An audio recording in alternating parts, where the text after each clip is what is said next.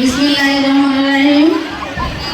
আজ আমাদের বার্ষিক ক্রীড়া প্রতিযোগিতা পুরস্কার বিতরণ ও সাংস্কৃতিক অনুষ্ঠানে আয়োজনের কুটখালী মাধ্যমিক বিদ্যালয় সাতটা যশোর, তারিখ 3/1/2025 খ্রিস্টাব্দ। তো আমি আমার নিজের লেখা কবিতা আর কি সবাইকে শোনাতে চাই। কবিতা।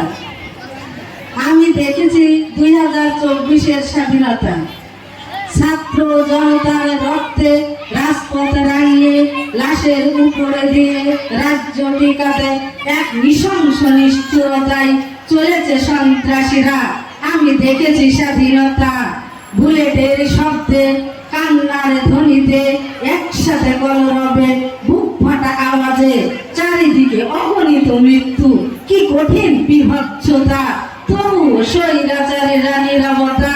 আমি দেখেছি স্বাধীনতা, পিতা মাতাকে ওয়াদা করে এসেছে যুদ্ধের ময়দানে, যদি আমি না ফিরি আমার লাশটা যেন ওখানেই রাখি, জীবনের বিনিময়ে যদি দেশটা বাঁচাতে পারি তবেই হবে সার্থকতা।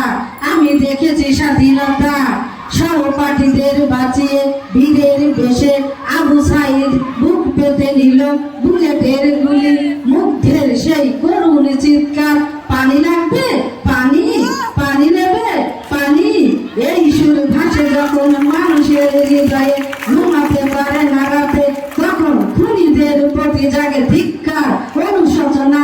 আমি দেখেছি স্বাধীনতা, শহীদদের লাশ নিয়ে কাঁধে মিছিলের সারিতে, জুলুম শাসকের পদত্যাগ দাবিতে স্লোগানে লাখো জনতা।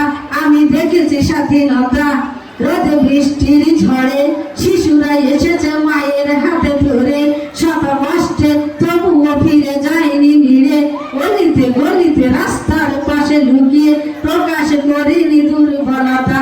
আমি দেখেছি স্বাধীনতা, নারী পুরুষ নির্ভয়ে মরণপণ লড়াইয়ে, অদম্য সংগ্রামে ডাক দিল একত্রতা, হাতে তুলে নিল বিজয়ের পতাকা।